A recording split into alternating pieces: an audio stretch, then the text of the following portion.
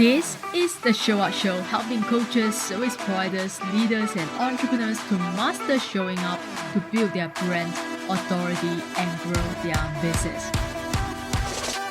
Whether it's showing up on social media, in front of an audience, on a live interview, or an actual stage, this podcast is going to help you overcome visibility fear to confidently brand yourself as the authority in your industry.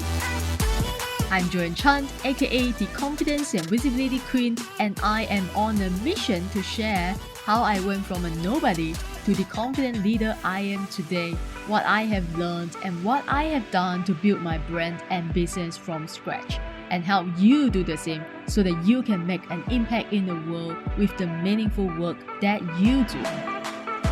Whether you are new to the business world or feeling unsure about public visibility, or you want to be seen and heard in a way that doesn't feel icky but authentic to you, you will discover how to become visible in your own unique way and show up as the confident entrepreneur you have always dreamed about becoming. Now, it's time to get you show up and be confidently visible so you can easily attract more clients and opportunities for yourself.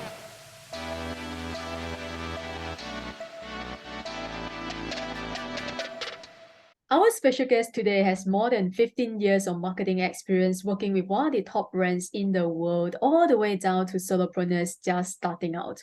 Her passion is making sure that marketing expertise is affordable and accessible to all businesses. She loves teaching people how to grow their email list and add value to their audiences.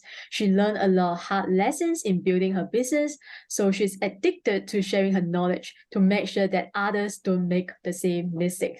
So guys, help me in welcoming the marketing strategist and consultant helping entrepreneurs do better marketing with an ROI, Kendra Corman. Hi, thank you so much for having me. I'm so excited to be here. So excited to have you here to talk about email marketing. So the first question I have is, a lot of people are saying your marketing is dead, who read their email. So tell us why marketing isn't dead. So email marketing isn't dead, partially because I think the more people say it, the less it's dead. People live in their email. I think the average person checks their email like every 5 to 15 minutes. It's right. Yeah, me too. And it's crazy. I think it's 99% of people with a mobile device check their email on it. Email is a way that we're used to communicating. And, yes, some of the younger generation aren't necessarily in their email as much as some of us are, older people, but it's still a effective and efficient way to grow your business. I think the last number that I saw was it has a $42 return on investment for every dollar you spend on it. Nothing else has that kind of ROI. So why did you start to specialize in email marketing? What got you started? Mostly it was people saying, oh, I don't want to send emails because I'm bothering people. Or they were talking about the fact that email marketing was dead. Or, well, I get too many emails anyway, so I don't want to send any emails. And I was dealing with people that were just missing an entirely huge category and tactic inside the marketing world because they were worried about bothering people and not staying top of mind. And then they would start to say things like, okay, I'll do it. But I don't have anybody on my list. And I guess I'll wait until I get more people. And it was always this like putting this off, putting it off, putting it off. And they were missing out on business. And when I started working with people on their email marketing, it was amazing how their business would grow. When I was the marketing director at HW Kaufman Group, it's insurance wholesalers. It's not super sexy. But when they would send emails, they got business. Every time they sent an email, it didn't even matter what the email was about for the most part. It kept them top of mind and people replied with business. And in the world of insurance, at least here in the States, it's very much about staying top of mind. In the wholesale, it's business to business, service. And if you're top of mind, you get the business. Yeah. Yeah. I always tell my students as well, people, like when it comes to branding, marketing, and visibility, it's not so much that the goal is not so much that people will buy from you right away, right? It's more of, building the awareness so that when they are ready to buy, you'll be the one who comes to their mind. So, and the fact is, the truth is, most people are not ready to buy right away. They have to do their research, they have to go survey, try out a few things on their own, like watch a bunch of YouTube videos, trying to do it themselves, right? So before they are ready to invest in like a mentor, a business, like whatsoever. So I love that you just mentioned that a lot of people are waiting to grow their list so that they don't do anything about it. So, but the list isn't going to grow if they are not going to do anything about it. So what is the best way to grow our email list? So, for service providers, coaches, consultants, the best way to grow your list is usually through a lead magnet, providing people with value. So, again, going back to the people that don't like to email because they're worried they're bothering people, you're not bothering people, you're giving them value. As long as you're providing value, you're not bothering anybody. They want to hear from you because they don't know what you know. And sharing some of that insight and information, like a checklist, a how-to guide, where they pay for it with their email address, has so much value. And again, it gives them an insight into the value that you can add to them by joining your email list. And I'm 100% with you on, again, people aren't ready to buy immediately. So they start to build that know, like, and trust factor through email once you give them value in exchange for their email address. They're paying for it, right? They're paying with their email address. Because I'd say sometimes I think I would rather pay $5 than give someone my email address, right? It's value. It's valuable to me to let you into my inbox. And so if you give me value through a checklist, a white paper, frequently asked questions, swiped files, resources, your favorite productivity apps. I mean, just think about all of the stuff you do in your everyday business and take a piece of it and give it away. Okay. Sometimes we give away things that people don't want. So they never download it, they never open it, they never use it. So how do we create a lead magnet that our audience will love and will use, we can benefit from it? Oh, I love that question. So it's really about the finding out where they are in their journey. Okay. Because I was just working with a client and I've got a VIP to a day with them coming up, and their customer's not aware that their product exists because they're one of a kind. It's a brand new way of doing things. And most of their customers aren't aware that they have a problem. That's really hard to make sure that people are aware that they have a problem. But I use things like, again, if most people that we deal with know that they have a problem, right? They've identified the fact that they have a problem and they want to solve it. They're just not sure how. And it might come down to YouTube videos and online research at the beginning, but then they realize, okay, I need more help. So when you know what problem or what questions they're asking, what you're doing is you're creating a lead magnet that's going to get them from where they're at, which is what they want, to understanding what they need, which is your services. And that lead magnet, the goal is to get them from that point of wanting something and then realizing that they need you. And you can do that by showcasing your knowledge and information and meeting them where they're at, answering the questions that they have at that point. Maybe it's a product comparison. Maybe it's frequently asked, answering questions. That's my favorite. What are the questions you get asked most in your business? Think about those. And if you can provide an answer to those, that's value. And that's where you get a lead magnet that people want, because people are Googling and searching for questions. They're searching for answers to questions. And so you always want to start with questions. Answerthepublic.com is a great place to go. I don't know if you've used it, but it is a great place to search for questions that people are searching on the internet. You can only get one free search a day, but it's an amazing place to find questions people are searching for the answers to. Provide them the answer. Yep. I use Ask Public platform. Is that in the beginning of my coaching business when I first started out, so that was one of the tools that I use. But now, just do your own research, just talk to your clients, talk to your ideal clients. It's simple, right? Don't complicate things, guys. I love that. Yes. Ask questions, do interviews. That research is so important. So important, right? I mean, if you don't, it's a pain in the butt. It's not an easy way to do it. It does take a little bit of work, but when you do it and you get those insights, it's huge. 100%. 100%. Yeah. I'm so glad that we are on the same page. So you mentioned about people don't want to send email because they feel like they are bothering them, right? So how often should we send, this is the question that I also have, how often should we send an email to our list? So that's a great question. And it depends. Like, I have a client that if they send more than once every 4 weeks, they get people unsubscribing. They just they're not sending enough value, and what their clients or what their email list wants to see, they don't have enough of that to share more than every 4 weeks.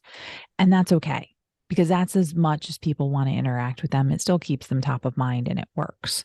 I send emails once a week because part of my business is an online business. I get emails from Marketing Profs, which is a marketing education site, and I get them from them daily. I delete 90% of them, but it stays top of mind to the point where I can tell you I get their emails daily. And every now and again, something resonates with me. So it's going to depend on what you can do consistently, how often you need to email for your business, like while you're still adding value. But again, that consistency is key. So if you can't create weekly content, you cannot send weekly emails. If you can create 1 blog post a month or 2 blog posts a month, then you can email more often, because again, you want to be providing value. What kind of metrics do you use when it comes to measuring, the success when it comes to email marketing? What are we looking out for exactly? So that's another great question, because everybody I talk to is like, oh, I've got this open rate. I'm like, that doesn't really mean anything anymore. So the Apple iOS 15 update went and basically pre-opens everybody's emails.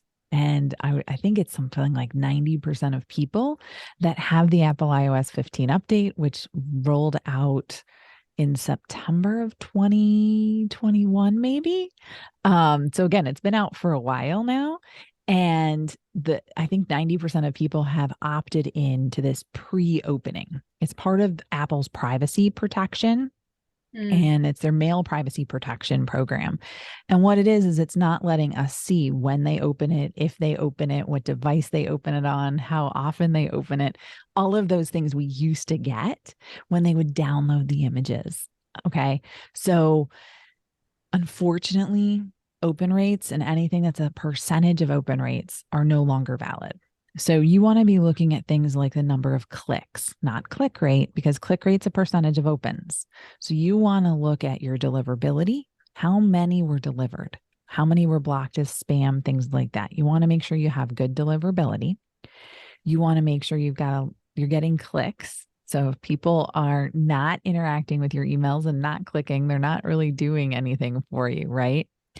And then you want to look at your unsubscribes. You want to make sure that you're sending value that people are finding valuable, that they want to hear from you. That's important, right? And so if they're unsubscribing, that means that they're not finding value with what you're sending, which might be a signal to you to make some changes and edits.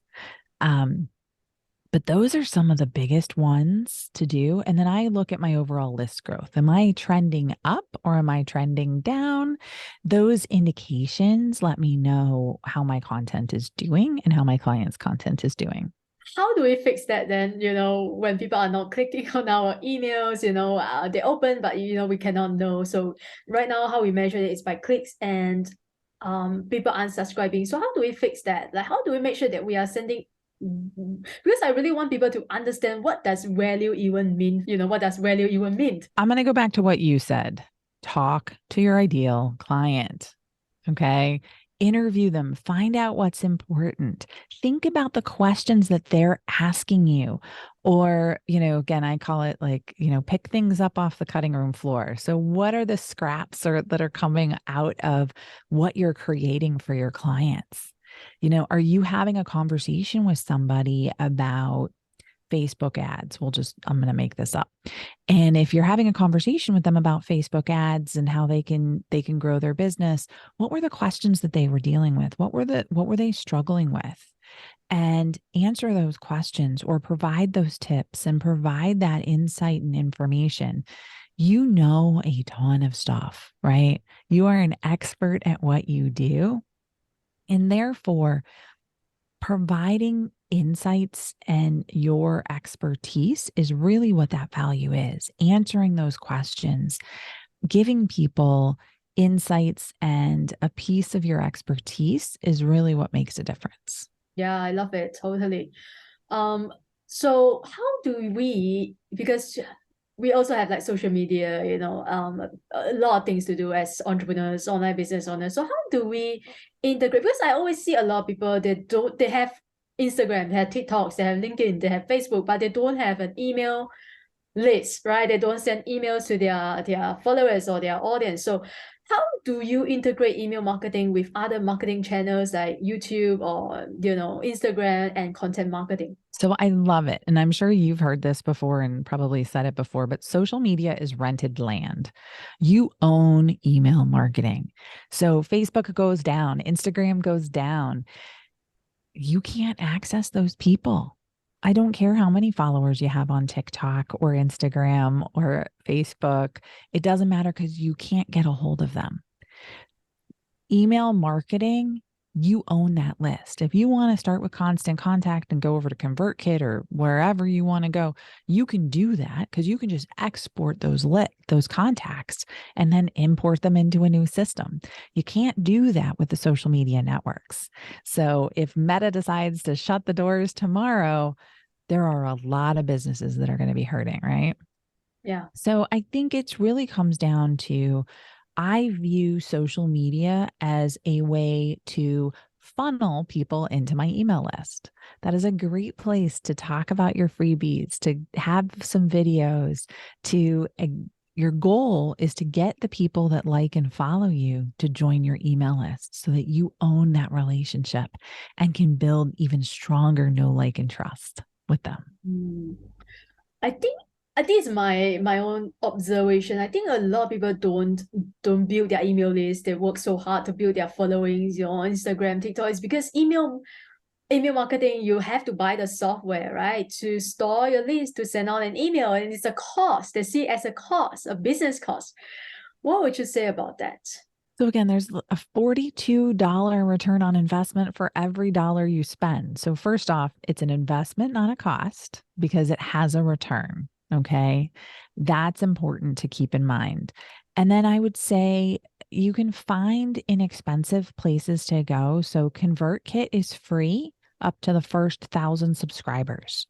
The only thing it doesn't do is it won't do automations, which I think are important if you're growing your email list on the free plan. Most of the email systems free plans don't do that. Constant Contact's got a free 30 or 60-day trial. Most of them have free trials of some level. So, and they've got low costs for a low number of subscribers, because the costs are based on the numbers of subscribers. So as you grow your list, your costs are actually going to go up, and you're going to look forward to paying it because you have a list that's generating you revenue. Yeah. So what if people have a list right now and it's not generating revenues for them? So that tells me you have the wrong people on your list. Okay. So I had this when I shifted my business. So I had a business where I was doing marketing as an outside, and I still do it as an outsourced marketing department. Right. And so I was doing it all for them, but I couldn't scale that. So I moved to more consulting, coaching type thing for marketing specifically, and have an email marketing course. That shift, my email list wasn't working for me.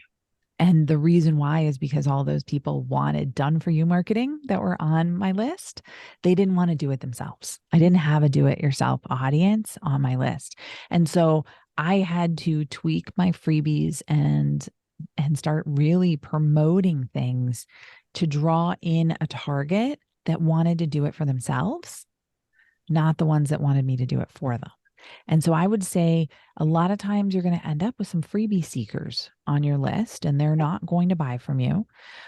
Sometimes it's just about nurturing. I think you have to give anything that you do in marketing at least 18 months. 18 months is a really good period of time to know if something's working or not, and to see if people are coming back. I would say you can go as little as a year on something like email marketing, because it's an investment in building relationships. But 18 months is really where you start to see everything come together, and you're like, oh my gosh, wait, I just sent out an email about this new product or new service I'm doing, and all of these people want to sign up for it, or they're signing up for my webinar in droves, because that's the point where like that word of mouth just grows and grows and grows and grows, and you get huge returns. But again, I think you need to clean up your list if you're not getting business from it, and start looking at your freebies, your downloadables, whatever it is that you're giving people. Start taking a look at that and see, does it apply to the people I'm trying to attract? And again, you did your research, right? You called them, you did interviews, you really understand your market. Is this still speaking to them? And then bring them in that way. I love it. Yeah, clear out your list. The way I see, of course, I also get people to, unsubscribe to my from my email list. I see them as they are just not my ideal clients. And it's good for me that they are living, it's like, so that, I increase my, my numbers. But, when you talk about 18 months to really see something, to test your material, your strategy, I see a lot of people, they might be, thinking, oh my God, that's too long. I can't wait that long, because if they don't see certain results, they just feel, demoralized, and they want to give out. So 18 months, that sounds long, right? It is a long time. And I'm not saying you can't test and that you won't see success along the way.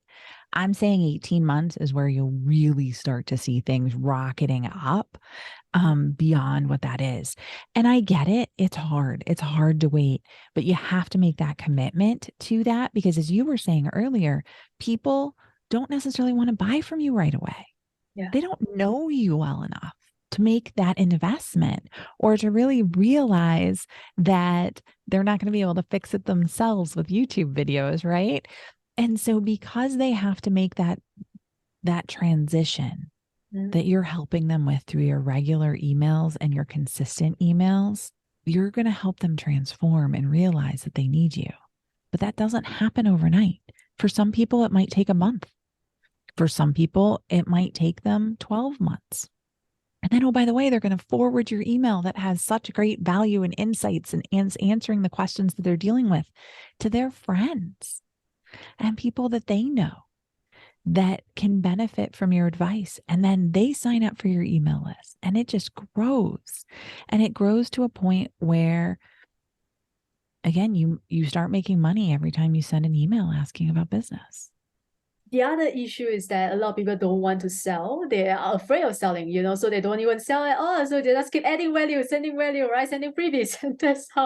That's why their email list is not generating revenues, obviously, right? So think about yourself and the value that your service provides, right? So you provide coaching and consulting and are helping people with their visibility, right? That's something that they need.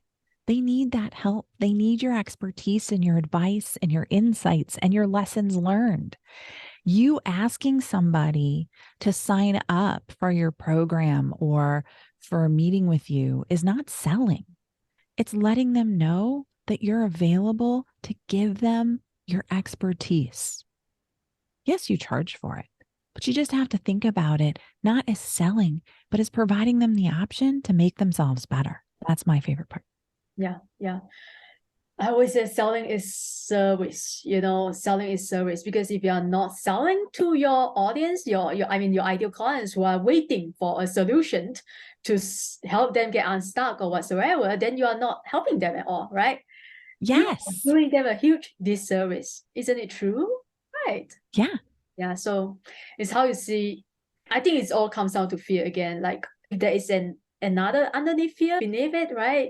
And it's unconscious. So it's your job to find out what are you truly afraid of, right? What happened if yourself? Maybe it's fear of rejection, right? You don't like hearing no from people. So yeah. Well, and again, email's an easy way to sell. You can add value. You can create all that content that you want to create that's telling them about the value that you're going to add to them, right? That's helping them get closer and closer to wanting to work with you. And if you're hesitant to sell, then add a PS. I'll say something like, have a great rest of your day, Kendra. And then I'll go, PS, by the way, I've opened up VIP spots for May. And if you're interested in applying, click here. It's not a hard sell, right?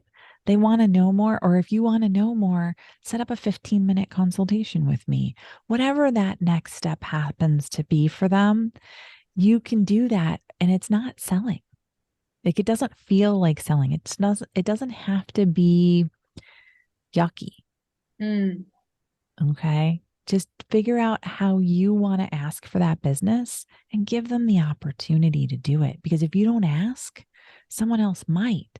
And they're going to be like, oh, I didn't realize you did that. That is a tragedy. So, I'm sure you will also have something like, for if you want to send a sales email, you have to send out at least like 5 value emails, something like that. So it's the 80-20 rule. It's the same thing with social media posts, things like that. 80% of the time you should be adding value and 20% of the time selling. That's what you really want to focus on and where you want to go with it, because then people don't feel like they're being oversold all the time, right? I had a friend of mine, he's like, hey, how'd that thing go that you were selling? Because I sent a bunch of emails. Well, he remembers it because I only do it a couple times a year. And so he's like, okay, I got a bunch of extra emails from you. But he remembered what I was doing, why he got the emails. And so if someone had asked him a question, he probably would have sent them to me because I was very much top of mind. And so again, 80-20, 80% value, 20% selling. And that's, again, that goes for your social media posts too. You know what I mean? If you do, I'd say 1 out of every 5 posts, you could go ahead and do selling and promoting your products or services. Whereas the other 4 days a week, or, those are the ones that you want to just be adding value. So thank you for joining us today and sharing so generously with my audience. Tell my audience where they can find you online. So if you are looking for ways to grow your list, you can go to kendracorman.com, and I've got 30 days of social post ideas, ways to grow your list, and more available there. So kendracorman.com. It's KendraCorman.com. Alright guys, I hope you're learning a lot just like me, learning a lot from today's episode. If you have any questions, you know where to find us. You can send us an email or message or leave a comment below and we will get back to you. Anything about email marketing, if you have any questions, I'm sure Kendra will be happy to answer your question. Make sure you visit the show note below and find all the resources that we have for you. You can find all the links in the show note below to connect with me, learn more about how to overcome your visibility fear to confidently brand yourself as an authority. Follow me on Instagram at Joanne Chan Coaching. And remember to subscribe to our podcast so you never miss another juicy episode. Until next time, keep showing up. Success doesn't show up for you until you show up and pursue your own success. Thank you for listening to the Show Up Show with me, Joanne Chan. If you want to create more confidence, visibility, and authority in your business, send me a message on Instagram at Joanne Chan Coaching. DM me the word show up, and I will send you my free signature training, Visibility Creates Possibilities, that you can watch right away to start exploding your visibility today.